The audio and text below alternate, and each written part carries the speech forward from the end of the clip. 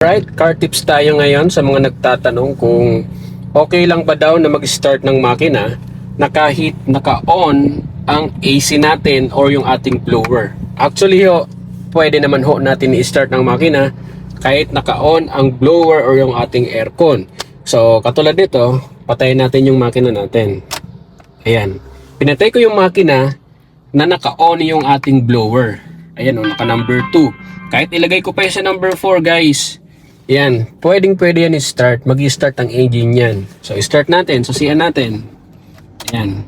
So, yung mga indicator, gumana agad yung aircon natin. Ang lakas. I-start po yan. I-start natin. Ayan. I-start na siya guys. Ayan. Pwede ho natin i-start kahit naka-on ang aircon. Or kung gusto mo naman, pwede mo naman na patayin muna yung aircon. Then, bago mo patayin yung makina. Para pag in-start mo yung engine, nakapatay yung aircon, saka mo na lang bubuksan. Pwede naman, vice versa, pwede yan guys. Wala naman masisira dyan. Okay? That's it.